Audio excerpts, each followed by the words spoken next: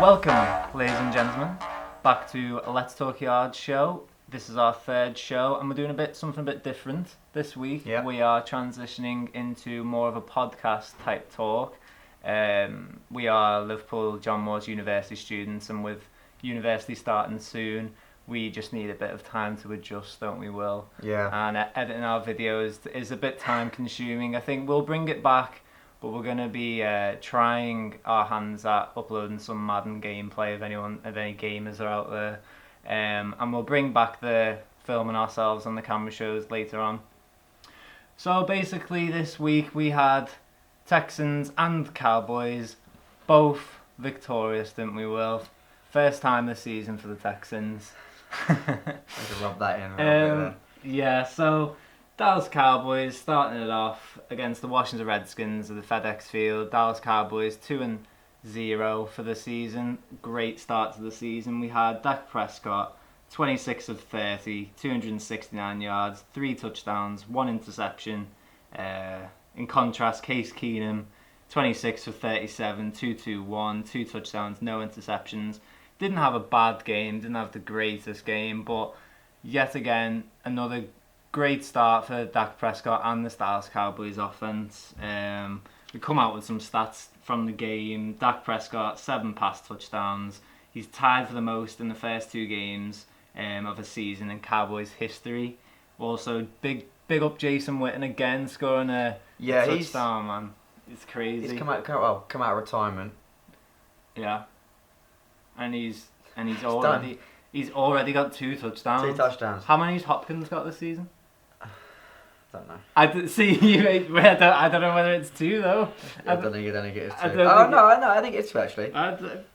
Maybe, but yeah. Anyway, he joins Des Bryant and Bob Hayes with the only players in franchise history with 70 plus touchdowns, which is.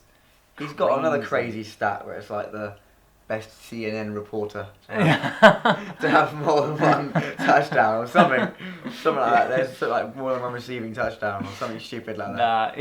Honestly though, like for a player who was in broadcasting last season to come in, Come back. he had his retirement speech. They had a big press conference. They made a big song and dance about him leaving.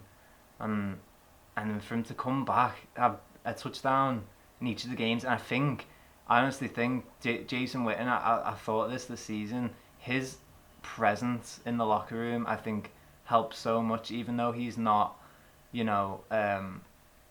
integral to the offense. I think without him, they'd still be doing it as well as they're doing. I think his presence in the locker room is unmatched. I think what he can do for the tight ends such as Blake Jarwin and Dalton Schultz. Yeah. Blake Jarwin's young, and he's shown flashes of he can be Jason Witten's replacement.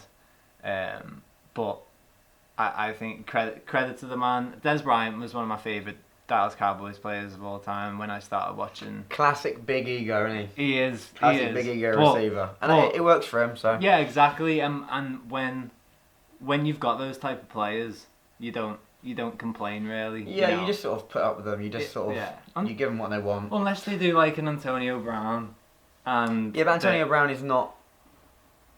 He's been granted a big ego receiver, but he thinks he wasn't before. He wasn't before. He's evolved into that big ego receiver. Whereas Des Bryant came out of college. Yeah. Really big bollocks. Yeah, exactly. Antonio Brown was one of them that I think he just got fed up with the Steelers, and I think he had a big ego. I mean, I don't know what it was. To me, he's not a top receiver because there's no way you can be a top receiver with 1 quarterback. That's true. Do you know what I mean? Yeah. You've got to be diverse. You've got to be able to work with different talent. Yeah. And he hasn't been able to do that. To be fair, some wide receivers don't. Not everyone's the Texans, where Hopkins has had about 8 different receivers.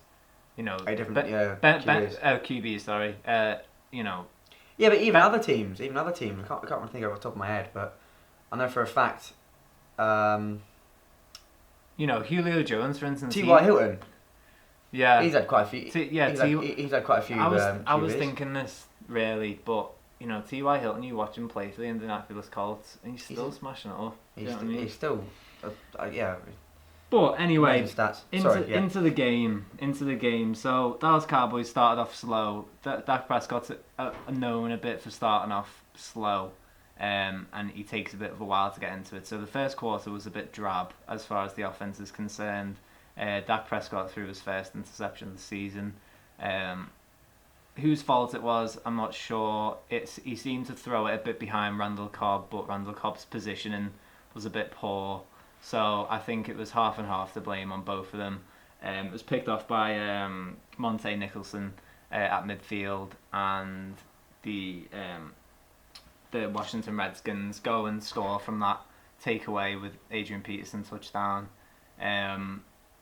Adrian Peterson, I thought, was going to be a bigger factor in the game, to be honest. But looking at the stats, Adrian Peterson ended up with 10 attempts for 25 yards and a touchdown, which is 2.5 yards per carry. That is not AP. That isn't. And that's not AP. And the backup had 3 for 16. Steven Sims, when he came in, seemed like he had a bit of juice. But obviously, you contrast that to the rushing of Zeke, 23 for 111, and you've got Dak with 5 for 69. I mean, Dak Prescott, I think, he didn't have as good as numbers as last week, but he was still. He will come on to it in a minute, but his rushing is such a danger. It's a bit like Deshaun Watson with Houston. Yeah, he's a massive dual threat. To have a quarterback who can do both is so good, and especially for this Kellen Moore offense where he's using the danger and the threat of Zeke and how Zeke is perceived. It is opening up so much to the passing. So the defenses will stack the box because Zeke can get 5 yards easy if they don't stack him, but then they leave themselves open for big plays, passing yards. But yeah, the Dallas Cowboys offensive line in the middle was struggling a bit early on.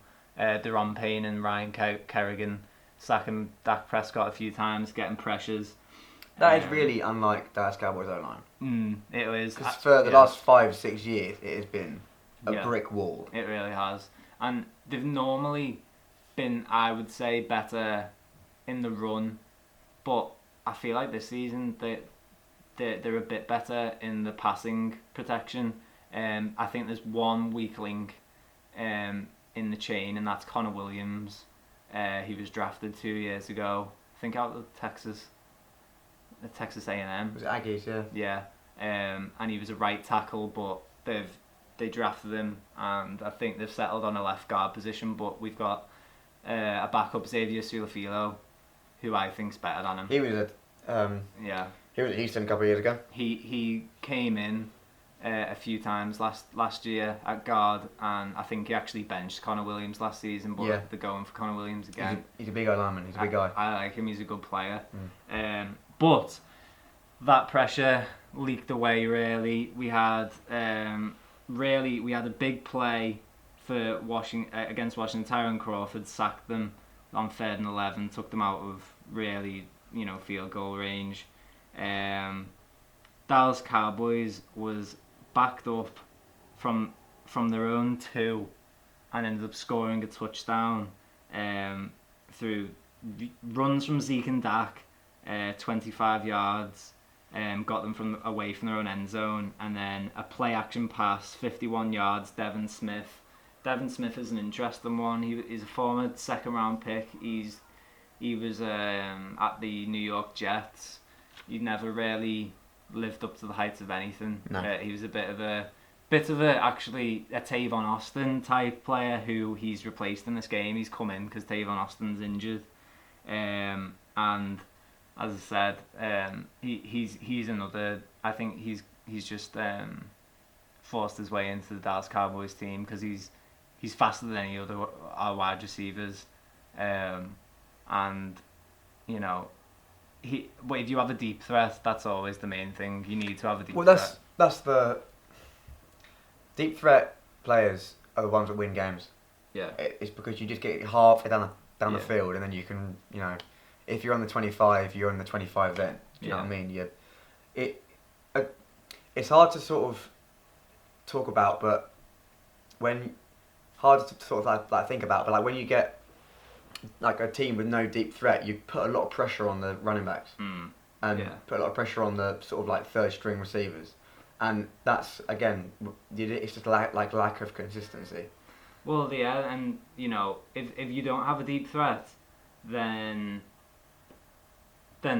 or a decent passing game, then the defense can just stack the box, stop your run game, and then you're a bit screwed. And then you're sort of stuck there and third and 10 every time. So after then, Dallas Cowboys kind of took over the game. We had Dallas Cowboys driving down the field. Crucial game, play of the game, I think. 3rd and 1, zone read, Dak Prescott, a 42-yard run, and if you watch it, the camera got fooled by it and I got fooled by it, because you think to yourself, he calls the zone read with Tony Pollard, and you think Tony Pollard's got the ball, and he doesn't, and Dak just goes off, and you think, wow. That was a good play. And I think maybe a crucial point in this game was towards the end of the second quarter, end of the first half. Dallas were at 3rd and goal with 20 seconds left, and Washington gets a holding penalty. They stop them, but the holding penalty on Washington, so it results in a 1st and goal with 13 seconds left, and that will lead to the Jason Witten touchdown. Now, if Redskins could have kept them 7 and 10, I know it's not too much, but realistically, a field goal away rather than a touchdown away, it's a huge thing. So the Redskins, I think, they killed themselves off with the penalties that they gave away within that drive. Took it in 14-7, half time. Going to the 3rd quarter, 10-yard receiving touchdown by Amari Cooper. Simple, really. The Redskins defensive back, he tried to jump the pass, was just off, and Amari Cooper walked in, touchdown, 21-7. We got the Washington Redskins fought back, touchdown with Richardson. But what I thought was interesting, so it's at this point it's 21-14, and crucial drive, because obviously the Washington Redskins fans, they're up and excited. They could be getting back into the game, but Dallas Cowboys respond to that with actually benching Zeke for that drive. Yeah, I saw that, and it was essentially just like a boring half. Yeah, a boring quarter. Yeah, and they actually, Tony Pollard has a few nice runs, and they end up getting a 25-yard field goal from it. Funnily enough, that drive was almost contrast as to what the Washington Redskins did. So at one point, I think Dallas Cowboys were about 10 yards from the goal. Yeah. And a few penalties derailed it. I think there was a Tony Pollard actually scored a touchdown, but it got brought back for a holding call on Amari Cooper.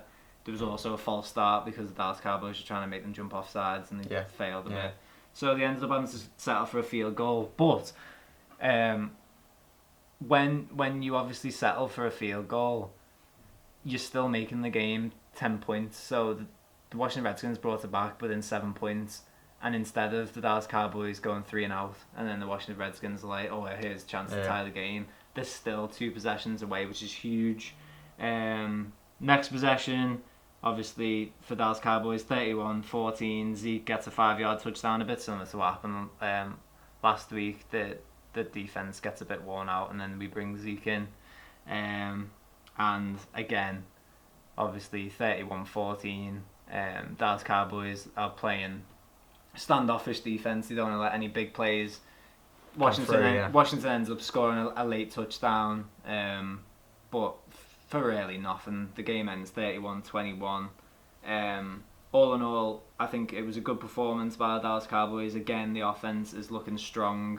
I think you'll come back from the game and then we've conceded 21 points, but realistically, when you look at the stats, Case Keenum with 221 yards, and then AP with 25 yards, and the highest scoring receiver for the Washington Redskins was McLaurin with 62.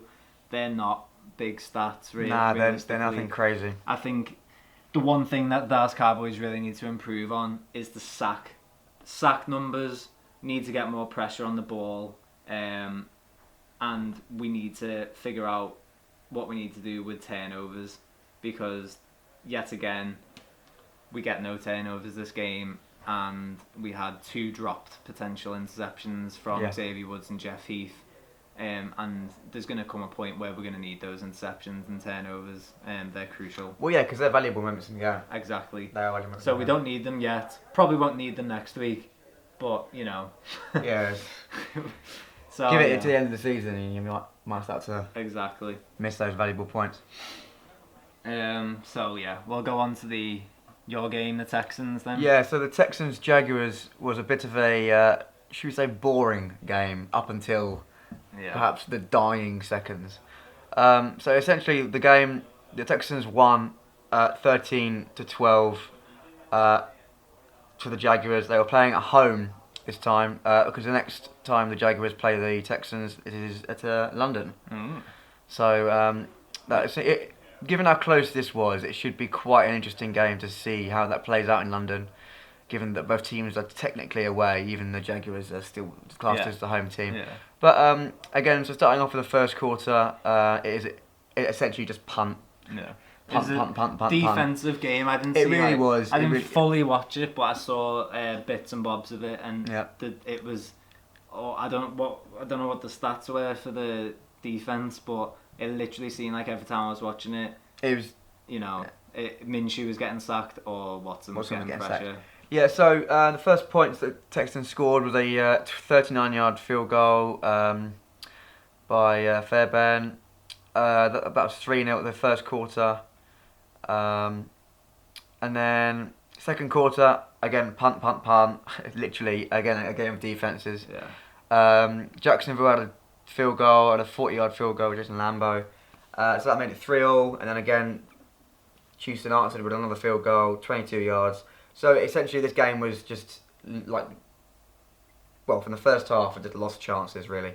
It was a very boring game to watch because it was just a game of defences, a game of not making 10 yards, punting. Yeah. Essentially. Again, same with the third quarter. The third quarter was literally no points were scored in the third quarter. The fourth quarter is the one we're going to talk about, I think, the most. Yeah. That's the one that literally everyone's talking about because Whitney Merciless. 2 forced fumbles. That was one of I don't know what one it was, but the one I saw when he did the spin move, and then he whacked it from behind Minshew and took it out. That was an insane play. Insane. And the other one, JJ Watt recovered that. And I originally thought JJ Watt forced the fumble when I first watched that. Yeah. And was like, Jesus, he's back in. I genuinely think JJ Watt, he's taken a while to get back into his stride. Well, with Clowney gone. Someone needs to step up, don't they, really? Yeah. So after that fumble, we had the only scoring touchdown for the Texans, and that was Deshaun Watson rushing up the middle for 2 yards. Didn't throw a touchdown. His stats were very unimpressive. 16/29 completion rate, which is that's not very good. It's not Dak numbers, let's say, is it? It's not Dak numbers. It's not his normal numbers that he's putting up, put it that way. 159 yards, no touchdown passes, no interceptions. Rushing, 4 carries for 5 yards, 1 touchdown, an average of 1.3. Again, that's not usually what he does. He's a very consistent dual threat, and considering that this game he had basically nothing. Jaguars did well, I think, to contain it. Yeah. After putting up 40 against them, they are the Chiefs. They're a different animal. But yeah, I mean, especially with Nick Foles gone, I think Gardner Minshew had an okay game. 23 over 33 completion rate, 213 yards, 1 touchdown, no interceptions. What do you think of that Gardner Minshew? Have you seen some of those pictures? Did you see the video of him walking down that double walking plane? And he looks like a 1970s porn star. He looked like Aaron Rodgers. Do you know about Aaron Rodgers turned up as a janitor for the preseason game against the Raiders? He looked like that, but he was actually being serious. He actually does look like a bit of a throwback QB. Do you know what I mean? One of those. He does. Of arrogant. He really does. But again, Gardner Minshew had better rushing stats. He had 53 yards for 6 carries. Yeah, well, he did have some drives where he kept them alive. Really. Yeah, he did, definitely did. Yeah, he doesn't look like the quarterback. No. He's got a bit of chum on him, as what I could see. He looks like he's down a few points before the game, like so. Yeah, again, so going back to what we were talking about earlier about Deshaun Watson. About DeAndre Hopkins. 5 receptions, targeted 8 times, only had 40 yards. Same with Will Fuller. Bit of a drop off maybe. 4 receptions for 40 yards, targeted 7 times. Kenny Stills, the new receiver, 2 receptions, 38 yards. We're not talking anything special here. No. We're talking bang average stats. No. And considering that Watson is, supposed to be one of the best receivers in the league, he's not showing it this season. Last season he was, but 3 drops in the first game, only 40 yards, only 5 receptions. It's nothing special. They looked, the offense definitely looked better against the Saints, but the Jaguars have potentially, I think, a better defense than the Saints, to be honest. Oh yeah. Which is surprising because last year the Saints D was unstoppable. Yeah. But again, going back to the fumble situation with Whitney Merciless, Deshaun Watson fumbled twice. JJ Watt recovered 1. Whitney Merciless forced 2. And Charles Eminihu, I can't really pronounce that last name. To be honest, I'm not really sure who he is. He forced another forced fumble. So again, we are causing turnovers, but we're causing them on D. We're causing them on. It's our linebackers and our defensive ends. It's not our corners. And our corners, given from the Saints game, are not performing very well. No. Jonathan Joseph has always been a sort of bang average corner for the Texans, and he's one of the only players that has stayed as a starter, as a first string for a long time. Yeah. The rest of our corners have been chopping and changing. We've been getting rid of a few, gaining a few, just essentially just trying to find a decent fit. I don't think we've found one yet, other than Jonathan Joseph. And he's a bang average player. And I considered Tyrann Mathieu a decent player last year. What's he look like this year? Well, he's with the Chiefs, isn't he? Oh, was he the Chiefs? He's gone to the Chiefs. So we're just chopping and changing, losing decent players. He didn't perform that well. He had an okay season, decent stats, but he's one of those players that's slowly dying out. But with the rush that the Texans can get, I suppose doesn't matter too much really with the DBs. If they can continue to have that pressure, if the pressure goes, then the Texans gonna be in trouble. Yeah. But with your division, I'm not too sure. So who's in your division? Jaguars, Colts, and Titans. Yeah. So apart from T.Y. Hilton, what other receiver is in that division? Yeah, Do you know what I mean? So I think your DBs are sound. Yeah. You might get. It's not the division that I'm worried about. It's other teams. Oh yeah, 100%. That's the thing I'm worried about. Texans gonna need to. I think the Texans should at least get 4 or 5 wins from the division. Realistically, we should get way more than that. I think. So we in theory, if we play better, we should beat Jaguars again. I think you could lose. I think you should go 1-1 with the Colts and 1-1 with the Titans. I think we'll go 1-1 with the Titans. I think we'll beat the Colts twice, beat the Jaguars twice. But I think we'll struggle against the Titans.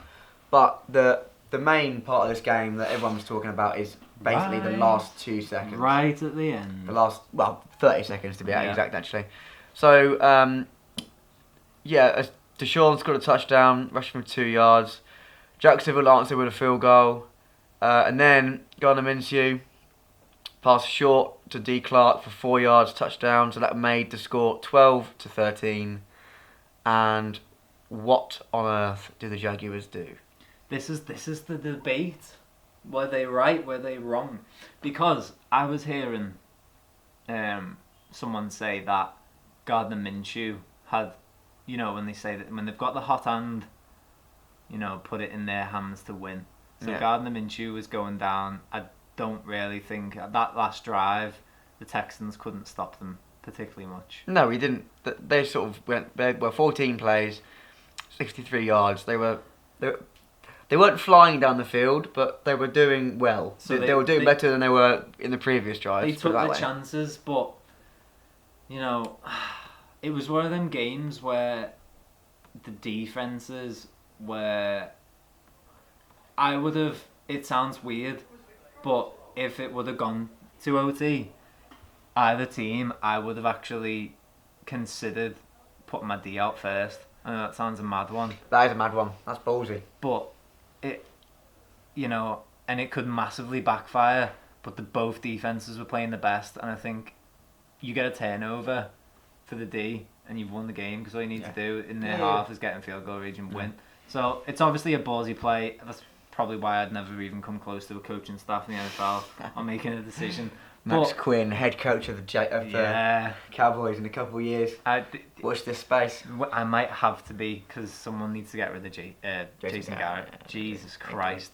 But yeah, I mean, I remember sending you a video of when it was going on and the red zone cut to that play. Oh yes, that play. Yeah, so essentially what happened is Leonard Fournette, they were going for the 2-point conversion. I thought they shouldn't. I personally, if I was a coach, I would have gone for the extra point, tied the game, gone to overtime, because then you've got a safety net. Yeah. With a 2-point conversion, it's win or lose. Yeah. And Leonard Fournette didn't have the arm. And that is a Justin Reed. That is pressure. For a quarterback. I don't know how much experience Gardner Minshew has had before this. I have no idea. No. But a pretty inexperienced QB to then put that on him when he had an alright game, but he didn't have the best game, did he? His stats were decent, but they weren't crazy. He didn't have a worldly game, so and for him really to have only scored if we were sat here and it was one of them 42 games and the defense just couldn't stop anything, but the defense had been prevailing all game. So for you to be like defense wins games, isn't it? Exactly. So for you to put that into the QB's hands and go and win this game, well, they could barely get a first down all game. I know. And you're expecting them to get, granted, how far is it away? 2 yards away? Yeah, 2 yards. Back 2 yards. Yeah, so Leonard Fournette went for 2 yards. Justin Reed, player of the day, I think, stopped that. Yeah. I'm not sure if you saw the highlight video, but if Leonard Fournette literally reaches his arm out, he's in. He doesn't extend, does he? He does not extend. And I'm not being funny, but the whole point of a red zone running is you have to extend the play. Yeah. And he just didn't. And just don't get me wrong, I'm happy that he didn't extend the play. By all means, he held I'm happy it well. because we've now won a game. Exactly. But it's just we should have lost. You should have, because the Texans are probably a 6-10 team, I'd say. Oh, that's a bold one.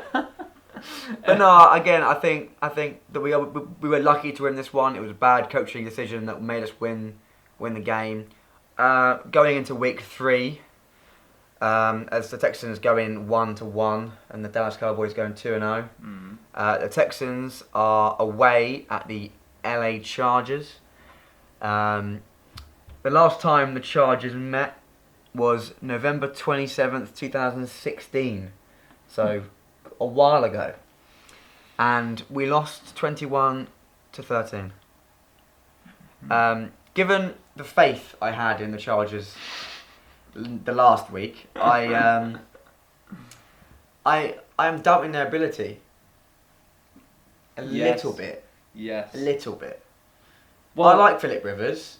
I like him quite a lot. I think he's quite a good all-round, okay QB. Yeah. But from what I've seen this season, he's not performing the best. No. I'm worried about Joey Bosa, a little bit, because our O-line does need some work. And Deshaun Watson isn't.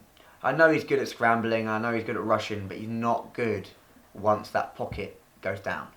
No. Do you know what I mean? No, he can. So when Joey Bosa comes through, which eventually he will, he will either fumble, which he did twice the last game, or sacked. Yeah. So I do think it'll be a struggle to win. I think it'll be a tight game. The same. Well, I thought it wouldn't be a tight game between Jaguars and Texans, but I think it'll be a tight game. I'm still going to call Texans to win, given the fact that Chargers have performed well this year. So I'm going to say I'm going to say I'm going to say 21-17. And it's Chargers. Yeah. Chargers are home. So, yeah. At the LA Chargers. It's a difficult one, really. These teams I kind of band together in a way. I think the LA Chargers have got a good defense. I also think the Houston Texans have got a good defense. Yeah. I think Austin Eckler, who is playing instead of Melvin Gordon at the moment, is playing well. I think he had a bit of a mistake in the Detroit Lions game that we'll speak about later. But they've both got QBs who I think are on their day capable of winning a game. Yeah. But they've also got QBs that are on their day capable of losing a game. Losing again. They're not consistent enough to have that status of top 5 elite. No. But their D, if you look at the first few games, granted, okay, the Texans D kind of collapsed in the second half against the Saints. But it just went to poo. But they only... If there were to describe it, it literally just went... The coverage went from... Poop. Nah. The coverage was decent to literally, alright, yeah, I'm just going to go let Michael Thomas run for 50-odd yards. And you can get that with Drew Brees, let's be honest. You know, Yeah. Drew Brees is a generational quarterback. But if you take the first half of the Saints game, when they can only conceded 3, and then you take pretty much the entirety of the Jacksonville Jaguars game, their D is doing particularly well. Granted, the Jaguars' offense isn't really that great. They've got Gardner Minshew in now, who's a bit of a meme. I don't really know much about their wide receivers. Leonard Fournette I think is average. He could be bang good. Average. I think he is a bit of a disappointment. He was a first-round draft pick. I'm pretty sure he was top 10, and he was top 10, and he's been poor. So, I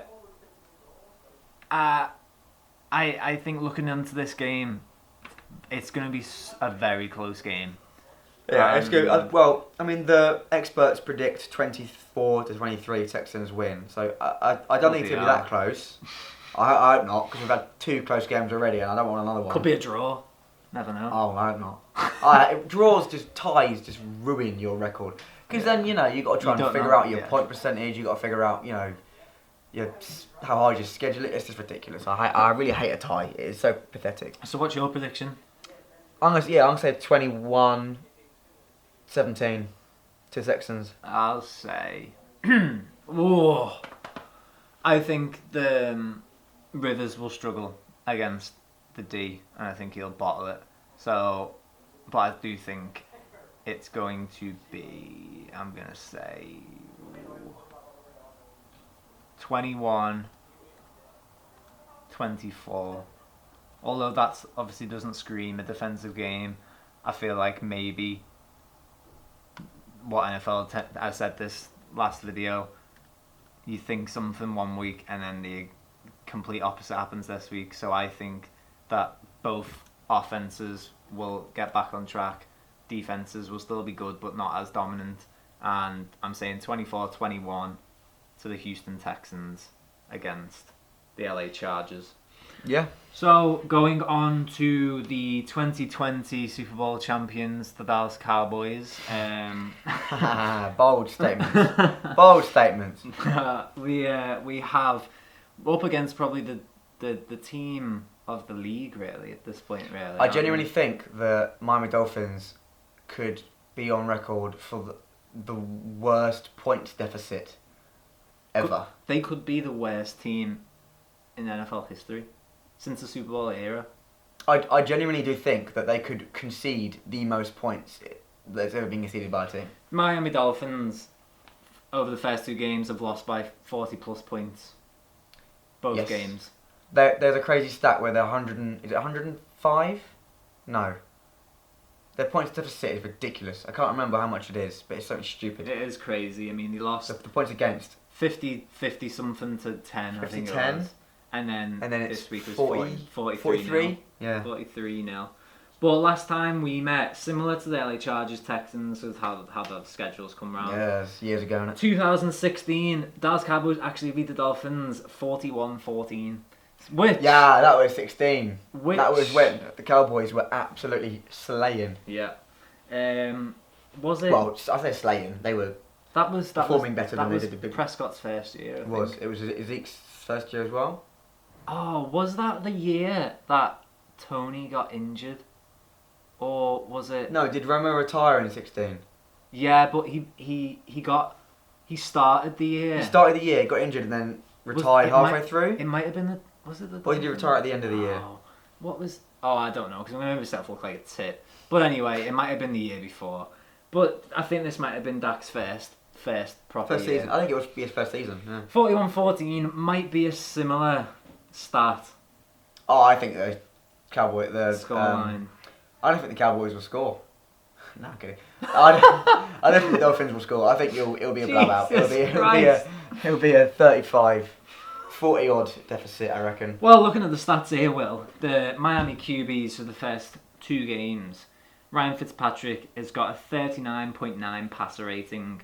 That is trash. And Josh Rosen's got a 14.5 passer rating, which, considering that Dak Prescott is probably averaging about 130, 140 passer rating. Yeah. I am hoping that this is a tramps. I hope this is an absolute walkover. Well, I hope it is. I mean, I just hope that Miami just lose like that every week. I want the Cowboys to lose every game they can. But I do want to see the Dolphins blow up. Yeah. As in, I want to see them lose so bad like that they become the worst franchise in history. When your 2018 first round draft pick is asking for a trade already, that's concerning. You need to see some improvement.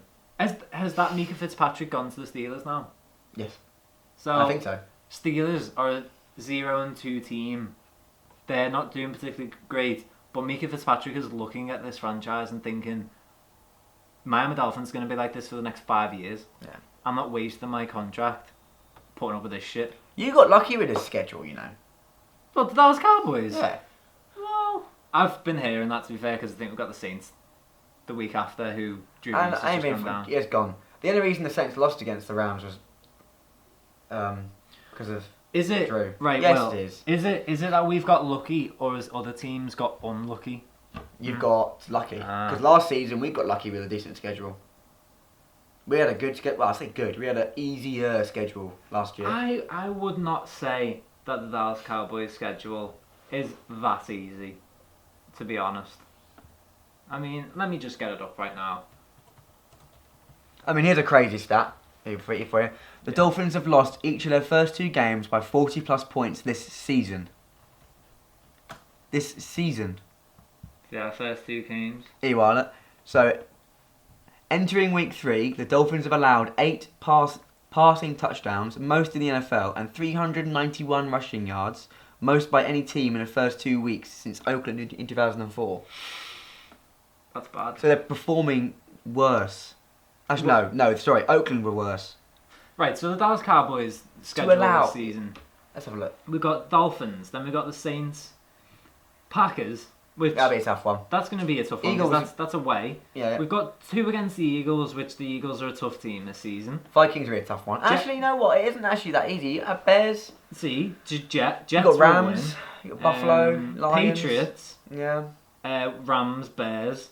That's okay, difficult. That isn't as easy as I thought it was. Bears, then Rams away, then Eagles at home. Bills, depending on their start of the season.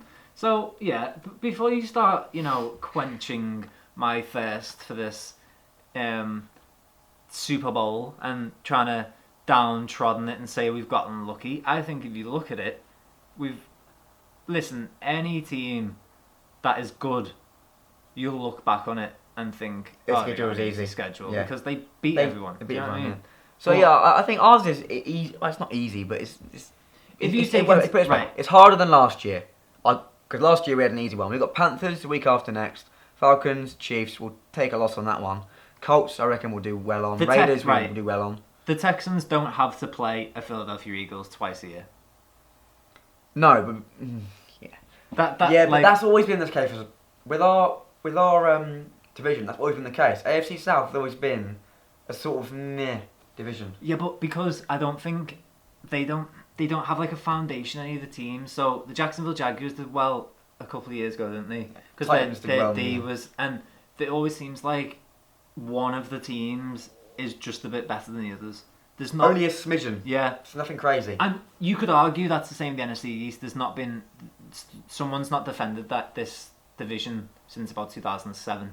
So there's always, but apart from a few years, the Dallas Cowboys have always been there and thereabouts. So if they've missed out in the playoffs, it's because they've done a fucking 8-8. Jason Garrett special.